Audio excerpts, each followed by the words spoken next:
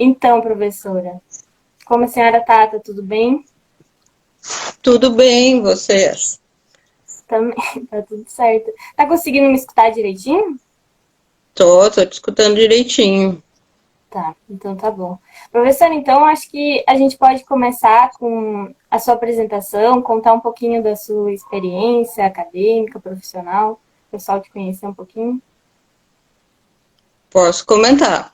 Mas antes de comentar, eu queria agradecer o convite de vocês para participar dessa live, porque é uma forma, né, nesse momento que a gente está enfrentando, da gente estar junto, né? De Uhum. trocar ideias, e eu me sinto muito honrada de conversar com vocês nesse momento assim tão particular. A gente está bem feliz por tu ter aceitado o nosso convite, professor. Foi um prazer. Com relação à minha história, que tu quer saber, e todo mundo que não me conhece, né? Então, eu sou formada em engenharia agrícola pela UFPEL, me formei em 83, e depois eu fiz meu mestrado na FAEM, em Ciência e Tecnologia Agroindustrial, que hoje mudou de nome esse curso. Então, o foco desse mestrado é alimentos. Aí, em 93, eu fiz concurso como docente da Faculdade de Engenharia Agrícola, tempo ainda que era lá no campus do Capão do Leão, para dar aula de termodinâmica e transferência de calor. Aí, no outro semestre, depois que eu entrei, o professor que dava projeto agroindustrial concorreu ao cargo de diretor e me passou essa disciplina. Então, praticamente desde que eu ingressei como professora, eu dou aula dessas duas disciplinas e depois, no andar da carreira, eu acabei tendo outras disciplinas, né, além dessas duas. Aí eu já era professora na engenharia agrícola. Em 96, eu tive a oportunidade de fazer o meu curso de doutorado nos Estados Unidos, na Mississippi State University. Então, eu sou PhD em engenharia. Aí, no ano 2000, eu retornei para a Faculdade de Engenharia Agrícola, continuei dando aula e me envolvendo em várias coisas. Uma delas é o foco maior dessa nossa conversa hoje, que é a história que nos trouxe ao Centro de Engenharia, né? Uhum. Então, é um resumo da minha caminhada. Então, professor, como eu tinha comentado, semana que vem é o Dia das Mães. E a Sim. gente gostaria que a senhora comentasse um pouquinho como é a experiência de ser mãe e engenheira. Se eu não me engano, a sua filha nasceu quando a senhora estava estudando para o doutorado. Como que foi Não, essa foi um experiência? pouquinho antes. Um pouquinho antes. Foi antes. Como é que foi isso, Sim. professor? Então, podia comentar um pouquinho? Olha, eu vou te dizer assim, é difícil para todas as mulheres que são mães e trabalham, né? Uhum. Porque acaba que as mulheres sempre têm outras atividades, elas dificilmente conseguem se dedicar exclusivamente para o trabalho, né? Quando elas têm filhos. Então, grande parte das tarefas com os filhos e às vezes até com a casa sobrecai para as mulheres. Sim. Eu posso dizer até que eu tenho sorte, porque o professor Carlos, né, que também era professor, se aposentou há pouco, ele sempre dividiu todos os encargos, tanto de casa como com a filha, então isso aí tornou mais fácil para mim, mas nem todas as mulheres têm essa sorte, né, de ter um marido ou um companheiro que divida as tarefas. Então é bem difícil para algumas mulheres, muitas até a gente sabe que desistem da carreira para Uhum. cuidar dos filhos, porque é difícil, e até porque a gente não tem escola em tempo integral, a gente tem às vezes creche particular em tempo integral, mas aí quando os filhos entram no colégio normal, um turno fica sempre prejudicado, né? Então, eu lembro de estar sempre preocupada quando a minha filha era pequena, tem que buscar na escola, não posso ficar 5 minutos a mais, entende? Então, sempre é um Sempre compromisso a mais, se fica doente, não é fácil ser mãe e profissional ao mesmo tempo. e às vezes pai também, né? Uhum. E, professora, então, quando a senhora fez o doutorado, a sua filha era pequena. Ela tinha 2 anos quando nós fomos para o doutorado. E como que foi tomar essa decisão de ir para outro país com filha pequena? Pois é, então, eu vou te dizer, na verdade, eu sempre tive um sonho de estudar fora, de ver como que era viver num outro país, como que era a educação num outro país, e se proporcionou, né, a gente conseguiu fazer essa incursão, né, de morar no exterior, mas eu te digo que muitas pessoas acham que fazer um curso no exterior é como se fosse passear, e não é nada disso, é muito trabalho, é muito estudo, e com criança pequena também, né? Se ela ficasse doente, a escolinha não aceitava a criança, tinha que pagar alguém para cuidar, é bem difícil. E o estudo em si também, porque a gente está, quando a gente sai do país da gente, a gente está representando o seu país no exterior. E a gente, né, docente, tu não vai chegar lá para sair mal nas disciplinas ou fazer alguma coisa que não devesse, né? Responsabilidade dupla quando vai estudar fora.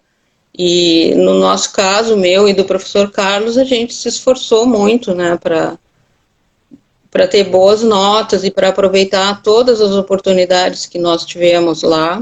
E eu recomendo, né? Eu sempre digo para os meus alunos, se vocês tiverem a oportunidade de fazer um curso no exterior, seja em que país for, não pensem que vocês vão se atrasar na faculdade, que vão demorar para se formar, vale a pena. Porque esse tempo a gente acaba ganhando em experiência, né? Nem digo em currículo, embora muitas vezes também é bom para o currículo, mas a experiência que a gente adquire é muito importante. Sim, a experiência é muito boa. Então, professora, a gente sabe que a senhora já escreveu vários livros, entre eles até os livros de termo que a gente diz, acho que vários que estão assistindo a live já usaram o livro de termo. E eu acho que o último que a senhora lançou foi sobre os 10 anos da história do Centro de Engenharia da UFPEL. E de onde surgiu a ideia, professora, para escrever sobre isso? Pois é, deixa eu comentar, já que tu falasse dos vários livros, né? Então, como nós somos o primeiro curso de engenharia agrícola do Brasil, eu e os colegas, a gente sempre se sentiu na obrigação, eu diria, de deixar um legado nosso para os que vierem depois. Então, nós nos reunimos, o final assim, desse processo aconteceu em 2015, vários professores, todos os engenheiros agrícolas, nós nos reunimos e fizemos um conjunto de bibliografia para deixar com a nossa marca, com os nossos trabalhos. Então, nesse material tem os trabalhos dos mestrados e doutorados de todos esses professores, das pesquisas, né, no sentido de deixar para quem ficar depois ter uma marca nossa, e não a gente ter que usar livros de outras instituições, e também muitos dos conteúdos da nossa área, né, porque a gente fez os livros da nossa área, deixar com as nossas impressões sobre as coisas, né? Porque muita coisa também é importada, muitos livros são em inglês dessa área, então nós quisemos fazer isso. E esse livro agora, que é o foco do nosso assunto de hoje, ele ainda não foi lançado porque ele ainda não tem a ficha catalográfica e o ISBN, então ele está disponível na página do Centro de Engenharias para contribuições, até porque tem muitos nomes e muitos detalhes, e eu tenho medo de cometer alguma injustiça ou cometer algum erro, então eu deixei, já está na terceira versão aberta para as pessoas colaborarem, e eu tenho tido muitas colaborações, isso é muito importante. Então eu diria que esse livro não é meu, esse livro é de todo mundo.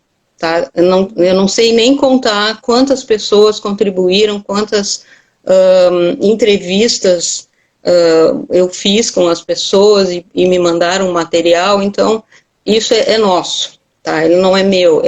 O meu trabalho foi organizar as informações.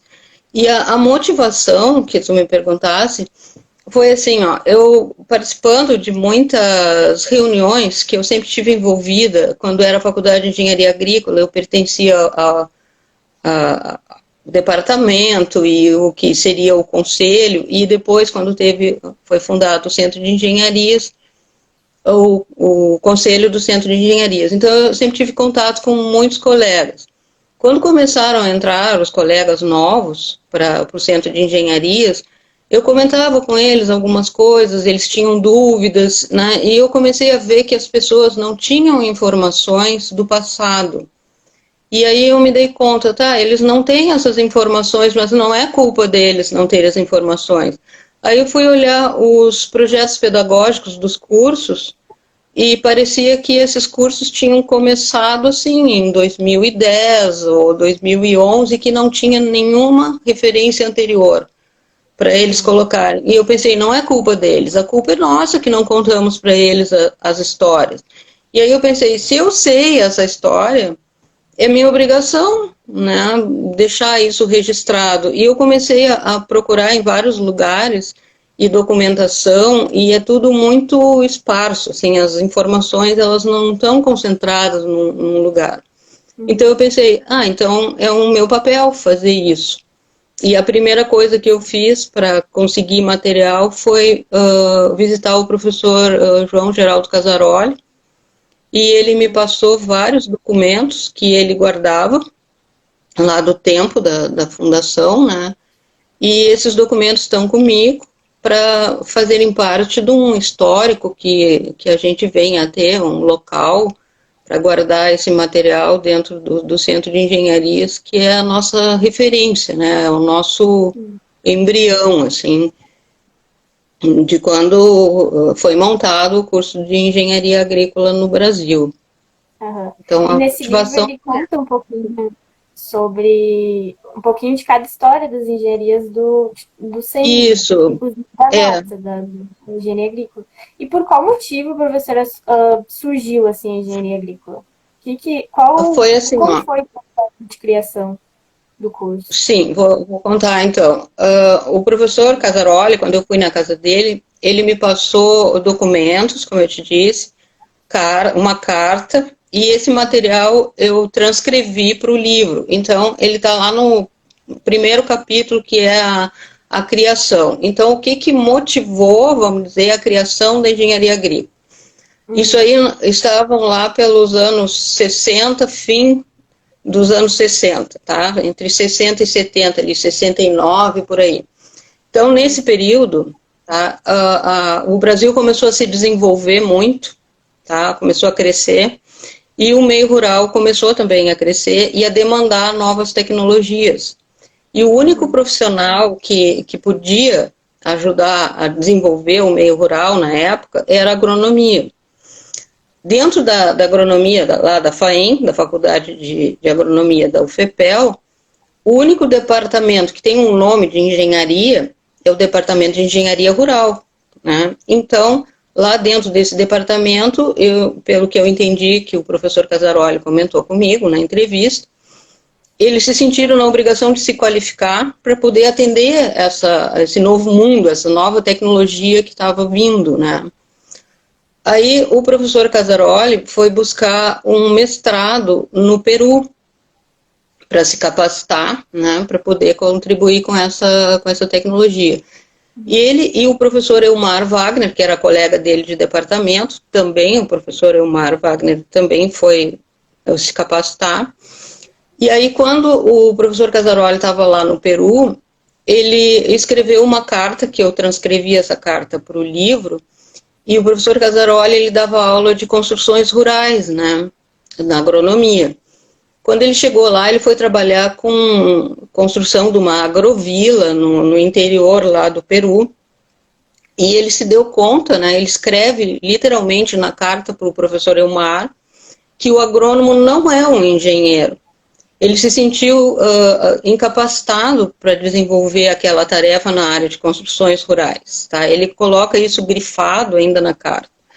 Ele fez, ele e o professor Elmar, porque o professor Elmar também veio nos 30 anos da engenharia agrícola, quando houve essa comemoração, e ele também deixou um material escrito se referindo a essa época, que também está no livro transcrito.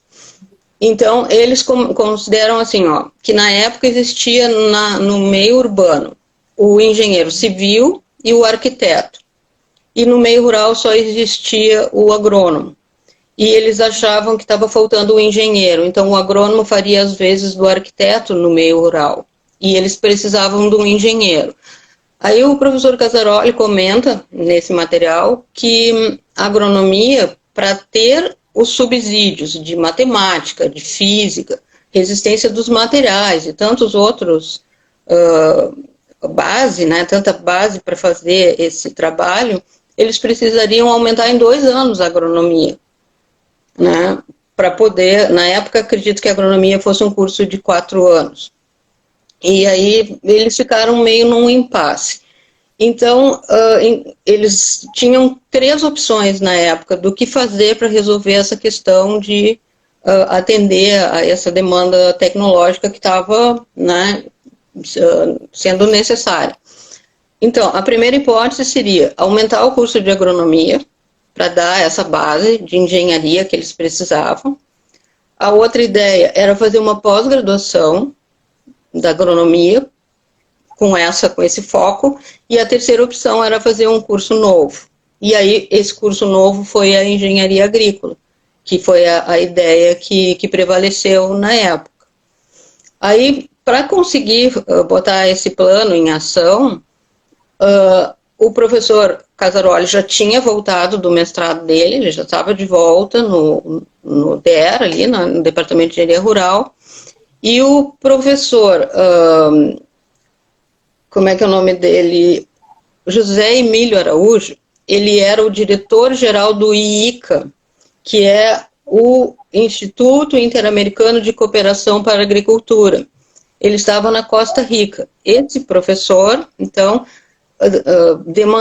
liberou um outro professor que era lá do Peru, que se chamava Axel Dourogiani, para vir para Pelotas. Então, o grupo do professor Casaroli, esse professor Axel do Peru e mais o professor Elmar começaram a fazer a primeira ideia do que seria, o que deveria precisar para fazer o curso de engenharia agrícola. Então, esses 3 foram os pioneiros, vamos dizer, para a criação do curso. Claro que no departamento de engenharia rural, tinha também o professor Carlos Alberto Viana, que ele era também diretor da FAEM na época, tinha o professor Orlando Magalhães, filho, que também era professor e ajudou a fazer essa proposta, o professor Jal Paulo Goulart, que também estava no departamento, e tantos outros que se juntaram num grupo e chamaram muita gente de muitos órgãos, tá, internacionais para virem contribuir com essas propostas. Eu até fiz uma lista aqui dos nomes para dizer para vocês. Então, desse pessoal que se reuniu para traçar o plano do que seria, o que viria a ser a engenharia agrícola, tinha, logicamente, a FAEM, que era quem estava comandando, o IPEAS, que era o precursor da Embrapa Terras Baixas, ali do lado, né, da FAEM, a OEA, o IICA, tinha a FAO e tinha a ASAI, que é a Associação de Engenheiros Agrícolas Americanos. Então veio gente para essas reuniões da Costa Rica, do Uruguai, do Rio de Janeiro, do Peru, de Brasília, da Holanda, da Colômbia, e todos eles fizeram várias reuniões para ver que profissional que tinham que criar. Vejam que não foi uma coisa assim rápida, nem, né, foram várias reuniões.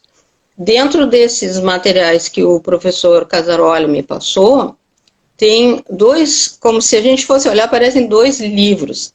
São 2 relatórios dessas reuniões, com a lista de todos os presentes e as propostas, tudo com uma fundamentação das áreas que eram necessárias para desenvolver, né? E esse material foi encadernado em capa dura, azul, com letras douradas.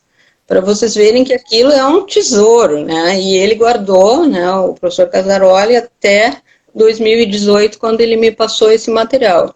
Então, tem toda a documentação de todo o passo a passo de tudo que foi feito e a fundamentação do porquê foi feito, onde que estava necessitando tal tecnologia, né? Então, foi uma coisa bem pensada, só em 72 que foi fundada mesmo a faculdade, né, em outubro. Sim, Então, demorou, né, começou a gestação, vamos chamar assim, começou lá no fim dos anos 60 para consolidar a proposta e ela começar a funcionar em 72. Demorou um tempo. Sim. E nessa época, professora, quais que eram as principais áreas que a engenharia agrícola abordavam? Eram as mesmas 5 que a gente estudava? Eram as mesmas 5. Então, a gente modernizou o curso ao longo do tempo, né? Ele já passou por várias modificações, algumas antes de mim, né? E outras durante o meu período como docente, mas sempre manteve as 5 áreas. E a ideia dessas áreas é que tivesse uma mescla, né? Então, o fundamento da engenharia agrícola é que tivesse uma mistura das áreas exatas com a biológica. Tanto que o professor Casaroli, lá no início, ele dizia que o engenheiro civil não conseguia dar conta de tudo que era necessário para o meio rural, porque era uma engenharia dura, como eles chamam, que é uma engenharia exata, pura, e não tinha o conhecimento biológico suficiente para trabalhar com as coisas que a engenharia agrícola precisa. Então, a engenharia agrícola foi essa mescla, né, da engenharia exata, várias áreas, né, que foi uma mistura de vários engenheiros, né, engenheiro mecânico, engenheiro civil, e a própria agronomia, né, o engenheiro eletricista, o engenheiro que trabalhasse com a área de água e solos também. Então, a gente tem bastante biologia junto com engenharia, para isso que foi feita a engenharia agrícola. Sim. E, professora, quando eu li o seu livro, me chamou a atenção que a primeira turma, na verdade, ela veio da agronomia. Isso veio. Como é que foi o ingresso da primeira turma? Foi assim, até eu vou te dizer que eu não sabia disso até começar a pesquisar para fazer esse livro. E eu achei bem interessante. Então, como o curso foi fundado em outubro de 72, já tinha acontecido o vestibular. E aí não tinha como ingressar uma primeira turma para começar em março de 73. Então, a maneira que eles conseguiram foi assim, como a agronomia já tinha feito o vestibular para 150 vagas, eles deram a opção que 20 alunos optassem, que se quisessem poderiam optar pela engenharia agrícola. Então, 20 alunos que tinham passado para agronomia optaram pela engenharia agrícola e aí que se fez essa primeira turma. Porque, na verdade, o primeiro vestibular para engenharia agrícola, mesmo com o nome engenharia agrícola, só aconteceu no ano seguinte, que até eu soube também que quem tirou o primeiro lugar nesse vestibular foi o professor Volmer. Né? Então, né, bem interessante. Sim. E também, professora, naquela época as aulas eram todas no Capão, se eu não me engano. Sim. E hoje em dia a gente tem várias aulas no Capão e também tem no centro. E como que foi o processo de transição entre os campos? Quando que foi criado o prédio 33? Tá, então assim, ó, quando eu entrei como aluna e desde que começou a engenharia agrícola, ela funcionava dentro do departamento de engenharia rural. Então, nós éramos um curso dentro de um departamento de uma faculdade, que era agronomia. Isso, para nós, alunos, na época, era bem complicado, porque nós éramos, assim, a gente não tinha o nosso espaço, a nossa cara. Nós estávamos lá dentro de uma coisa que era bem maior que nós, muitas vezes tendo aula junto com outros cursos. Na época, a gente tinha aula junto com a agronomia, ou então junto com a arquitetura, que em seguida foi criada também e começou lá no campus também. Então, o anseio dos alunos na época era ter o seu espaço. E isso demorou bastante para acontecer. Então, quando foi em 88, se não me engano, o professor Isidoro conseguiu aquele espaço lá, que é o 33, porque aquele espaço tinha sido concebido para receber uma parte da arquitetura. E aí a arquitetura veio para a cidade e aquele espaço ficou livre. Então, o professor Isidoro, que era o nosso professor de resistência dos materiais, ele tinha contatos, ele era um professor renomado, reconhecido na FURG, na Católica e na própria UFPEL. Ele era um excelente engenheiro civil também, ele também atuava, né? E ele tinha muitos contatos, e ele conseguiu que a universidade, né, dentro da universidade, que fizessem uma reforma naquele prédio, porque a concepção dele era para outro fim, e nos receber. Então, quando aquele prédio ficou pronto, né, a reforma dele ficou pronta, nós nos transferimos do DER, aí foi criado o DEA, Departamento de Engenharia Agrícola. E todos os professores da Agrícola e do Departamento de Engenharia Rural trabalhavam juntos. Então, eles optaram. Quem quis foi para o novo, né, para o DEA, e quem não quis continuou lá no DER. Por isso que nós temos uma relação estreita de amizade com os professores do DER daquela época. Vários deles são amigos, né, e a gente manteve esse vínculo com muitos deles. Então, daí que a engenharia agrícola passou lá para o 33 e depois, em seguida, passou a faculdade, que era outro desejo que nós tínhamos, de evoluir, de curso para faculdade. Então, isso aconteceu depois que nós estávamos já lá no prédio 33. O prédio, vou te dizer, ele não atendia às nossas necessidades, né? Ele era um prédio, uma reforma, né, que foi feita para nós termos, mas foi uma conquista na época, porque foi a nossa independência. Mas o prédio em si, ele não tinha boas condições. Ele era muito quente, aquela telha central ali depois foi recoberta, porque fazia 40 graus ali no verão, era muito quente, sem ar-condicionado. As nossas salas eram uns cubículos sem janela. Imagina aquele campus todo verde, nós nunca pudemos abrir janelas ali, porque não era permitido. Então, ele deixava muito a desejar, aquele prédio. Então, em algum momento, até houve uma reunião de departamento, e o departamento de engenharia agrícola decidiu que queria vir para a cidade. A gente não via razão nenhuma de todo dia ir lá para o campus e voltar, né? Que nós deveríamos manter o prédio 33 para ter aulas práticas, quando fosse necessário, mas que as aulas teóricas poderiam ser no centro. Isso foi uma decisão de departamento, né, há bastante tempo, bem antes da gente pensar em criar o SENGE. Sim. Então, professora, a gente sabe que a nossa engenharia foi a pioneira aqui no país, foi a primeira, né? E qual que foi a influência? A nossa engenharia teve uma influência na criação de outras engenharias agrícolas aqui no Brasil?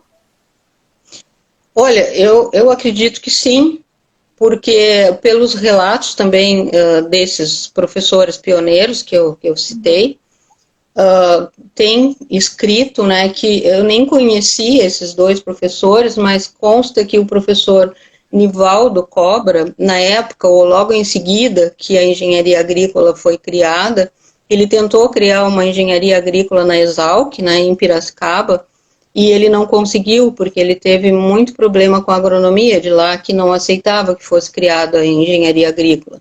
No início, foi difícil das pessoas entenderem que a diferença entre engenharia agrícola e agronomia, até hoje a gente responde essa pergunta, né, qual é a diferença? Então, muitos agrônomos se sentiam ameaçados, achavam que a engenharia agrícola ia tirar o espaço profissional deles, e isso impediu, lá em Piracicaba, na época, que fosse criada a engenharia agrícola pelo professor Nivaldo, que ele tinha vindo de uma pós-graduação nos Estados Unidos, na engenharia agrícola lá, chegou aqui cheio de ideias, querendo criar o curso e não teve sucesso. E também o professor Linaldo Albuquerque, que também eu não conheci, mas me foi contada a história, que ele também quis, né, mas esse sim teve sucesso de criar a engenharia agrícola na Universidade Federal da Paraíba, né, e ele conseguiu lá, é uma engenharia agrícola bem conceituada. E também aqui no estado a gente teve uma engenharia agrícola na UBRA, né, em Canoas na época, que alguns egressos nossos acabaram sendo professores pioneiros lá e essa engenharia funcionou por um tempo, mas como ela é uma universidade particular, né, ficou difícil deles manterem o curso e, se não me engano, esse curso fechou. Mas, com certeza, a nossa engenharia agrícola inspirou, pelo menos, muitos outros cursos, até alguns porque os nossos próprios egressos foram trabalhar, né, e contribuem ou contribuíram para isso, tenho certeza. Uhum. Tá bem.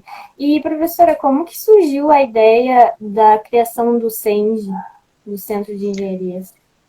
Pois é, então assim, ó, a criação do SENG, nós estávamos lá no prédio 33, nós tínhamos criado a Engenharia Industrial Madeireira, que começou em 2006, também através de perceber e uma demanda da região que estava começando com essa parte da silvicultura, então tinha o pessoal dentro da FEA, né, da Faculdade de Engenharia Agrícola, tinham dois cursos, que era a Engenharia Agrícola e o curso da Engenharia Industrial Madeireira.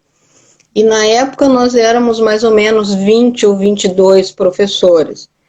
E aí surgiu na UFPEL o projeto Reúne, que era um projeto do governo federal com incentivo financeiro para melhorar as universidades. E nos foi trazida uma proposta pela reitoria, através da nossa direção, se nós queríamos ou não entrar nesse projeto. E nós achamos que seria nossa obrigação, até alguns professores, eu inclusive, que seria nossa obrigação atender a demanda da sociedade com novos cursos, porque a única engenharia que tinha na UFPEL na época, né, primeiro a agrícola e depois a madeireira, e que nós tínhamos que oferecer novas modalidades de engenharia. Então, nós dissemos sim, vamos atender a essa proposta do Reúne, e nos juntamos, não os 20, foi metade disso que aceitou fazer esse trabalho, eu estava junto, de criar novos cursos. Então, os professores se dividiram em subgrupos e a gente discutiu que engenharias a gente tinha condições de criar, quais as que eram mais similares e que daria para aproveitar as disciplinas, de certa forma. Uhum. E nós optamos por engenharia civil, engenharia que era antes sanitária e ambiental, depois foi invertido o nome, e engenharia de produção. Então, a nossa proposta era criar essas 3 engenharias e juntar com as outras 2 que já existiam. Então, com essas 5 engenharias foi criado o Centro de Engenharias. Depois, mais tarde, quando a gente já tinha até vindo para a cidade, se juntaram a nós mais as outras. A engenharia eletrônica de controle e automação, ela não foi criada por nós, ela foi criada por 3 professores deles, né, o professor Cláudio, o professor Marcelo Esposito e o professor Tavares, né, os 3, Alvacir, né, Alvacir Tavares, os 3 criaram os 2 cursos e esses cursos, assim que foram criados, se juntaram ao CENG. E mais tarde, um pouquinho, 3 cursos que estavam no CDTEC acabaram se juntando também ao Centro de Engenharias, que foi a Engenharia Geológica, a Engenharia de Petróleo e o Geoprocessamento. Então, esses 3 vieram prontos, né, do CDTEC para se juntar ao CENG. Então, daí que o CENG está como hoje, né, com 10 cursos. Então, eu vou avisar para o pessoal que o pessoal pode mandar perguntas aqui no bate-papo, que a professora vai estar respondendo. E a gente recebeu aqui uma pergunta que qual é a diferença entre ser curso de engenharia agrícola e faculdade de engenharia agrícola?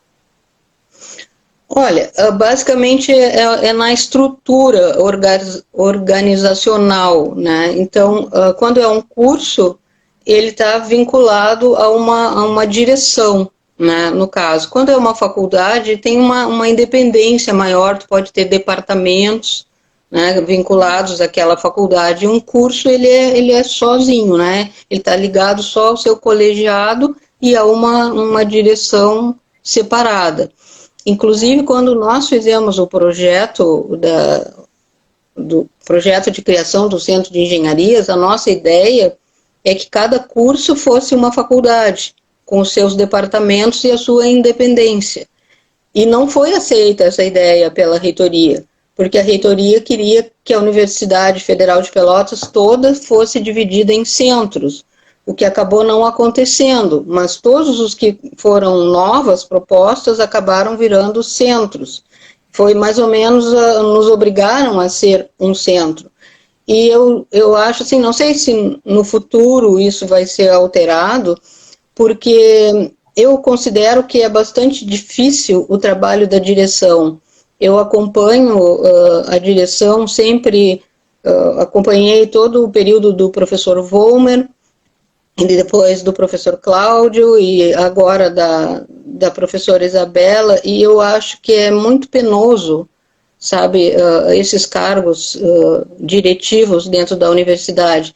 E com 10 cursos para organizar, como eu vejo o trabalho da professora Aline Paliga, é bem complicado, né? Então, talvez o ideal fosse a gente ter faculdades independentes ligadas a uma única direção, mas que o trabalho fosse dividido, né? Talvez fosse melhor. Foi bem difícil, eu me lembro, na época da criação do Centro de Engenharias, principalmente para o professor Vollmer, que era ele o diretor, foi ele que estava na reunião do Consum, quando foi criado o Centro de Engenharias, porque ele sabia que no momento que criasse o Centro de Engenharias, a Faculdade de Engenharia Agrícola ia acabar deixando de existir e nós íamos voltar a ser curso de engenharia para se alinhar com os demais. E isso eu sei que doeu para ele e para muitos, porque tinha sido uma conquista, vamos dizer, a gente passar de curso para faculdade. E depois nós tivemos que retroceder para ficar todos iguais e sob a mesma direção do Centro de Engenharias. Aham. A gente também tinha recebido uma pergunta do seguidor Bruno, e ele perguntou quais as cadeiras que a senhora teve mais dificuldade. Como aluna? Isso, como aluna. Com certeza foi uma cadeira de dinâmica, né, que chamava dinâmica, né, acho que agora chama mecânica 2, eu achava bem difícil aquela cadeira, e no início, para mim, como quando eu ingressei na universidade, eu achei bem difícil geometria descritiva, porque eu não tinha noção nenhuma, nada, zero, e a aula era toda dada no quadro, com giz, e os professores, eles iam riscando todas as projeções, uma em cima da outra, sem nunca apagar. E isso, para mim, era uma coisa bem difícil de entender, sabe? Porque se tu desenhasse, mostrasse, depois apagasse, desenhasse a outra projeção, aí era mais fácil. Então, eu achei difícil no início por causa disso. Aham. Então, professora, para encerrar, a gente tem aqui mais duas perguntas, que é como a senhora vê o futuro para a engenharia agrícola? Do curso de engenharia agrícola. Eu sou muito, sim, eu sou muito entusiasta pela engenharia agrícola. Eu digo que se eu tivesse que voltar a fazer vestibular de novo, se eu voltasse no tempo, eu ia voltar a fazer engenharia agrícola, porque é um curso que eu acho assim, ele é perfeito, né? Ele tem tudo que a gente precisa para trabalhar no meio rural, e eu gosto das atividades rurais, né? Eu fui criada um bom tempo para fora, assim, eu gosto muito das atividades agrícolas. E junto com engenharia é um curso que ele te prepara para a engenharia em si, mas ele te prepara para outras coisas na vida também. Porque uma pessoa que domina um raciocínio físico e matemático, ele tem já inerente em si uma lógica, então isso ajuda na tua vida pessoal, para tomada de decisões, a questão administrativa, né, a gente vê que tem muitos engenheiros que acabam tendo cargos diretivos, porque de liderança faz parte da profissão, né, ter essa liderança, então eu acho um curso perfeito. E como nós vivemos num país que a agricultura, ou agropecuária, ou agrobusiness, como queira, é muito importante para o desenvolvimento do país, eu acho que o nosso curso tem um futuro promissor. Nós demoramos muito a nos estabelecer no mercado lá no início, logo nas primeiras turmas. Então, naquela época não existiam portas abertas para nós. Os pioneiros tiveram que abrir essas portas. Então, abriam concursos para vários órgãos ligados às nossas áreas de atuação, mas nós não podíamos nos inscrever porque não estava ali descrito engenheiro agrícola que pudesse se inscrever. Então, foi difícil. E depois, com o passar do tempo, esses engenheiros começaram a ter acesso a vários órgãos ligados ao meio rural, mas a gente não chegou lá ainda, a gente não é um curso que tu chega numa empresa ou numa instituição e tu diga eu sou engenheiro agrícola e a pessoa que está na tua frente já sabe o que tu faz. A gente ainda tem muito o que explicar, o que a gente faz para as pessoas nos conhecerem melhor. Mas eu percebo que quando contratam um engenheiro agrícola e nos conhecem melhor, não querem outro profissional, porque eles veem da nossa capacidade. Então eu sou muito otimista com a engenharia agrícola. Eu vejo que a gente tem muito a contribuir também com o meio rural. E eu espero também que num futuro próximo as mulheres engenheiras agrícolas tenham mais espaço nesse meio, porque ainda é mais difícil para as mulheres se colocarem no mercado. O pessoal às vezes acha que a gente, por ser mulher, não vai dar conta de determinadas tarefas. E se aquela mulher que está ali se propõe aquela tarefa, seria bom que acreditassem na capacidade dela. Eu acredito que esse dia, mais cedo ou mais tarde, vai chegar, né, para as mulheres, já que estamos no mês das mães aí, né, falamos já de mulheres, eu acho isso. Então, eu espero que as pessoas não olhem para nós, mulheres, pensando que a gente não pode fazer. Tem exemplos de engenheiros agrícolas que trabalham com máquinas agrícolas, que trabalham com áreas que, a princípio, as pessoas pensam que não seria apropriado, vamos dizer assim, uma mulher trabalhar e estão fazendo bom trabalho, com muito sucesso, né? Então, é uma profissão que eu acredito muito que tem o que oferecer para o país. Uhum. Sim. Aqui a gente recebeu mais uma pergunta, que é qual a área mais promissora para as mulheres? Olha, é difícil. Eu acho que a área mais promissora é aquela que tu gosta de trabalhar. Sim. Né? Porque, primeiro, a gente tem que conhecer sobre a coisa que a gente quer trabalhar, né? Então, tem que estudar muito, se preparar. Depois que a gente dominar bem o conteúdo, se tu gosta de trabalhar naquilo, eu acho que aquela é a tua área. Não tem limite. Eu acho que não existe uma melhor ou pior área. Tem pessoal trabalhando em todas as áreas. Eu acho que a gente tem que gostar e conhecer. Uhum. Então, professora, a gente encerra aqui a sua participação. Muito obrigado. O Grupo PET, a gente agradece pela sua participação. Foi uma conversa bem legal. Acho que todo mundo conseguiu conhecer um pouquinho da nossa história, da nossa engenharia. E muito obrigada, professora, pela sua participação. De nada, eu que agradeço a oportunidade de conversar com vocês. Foi um prazer.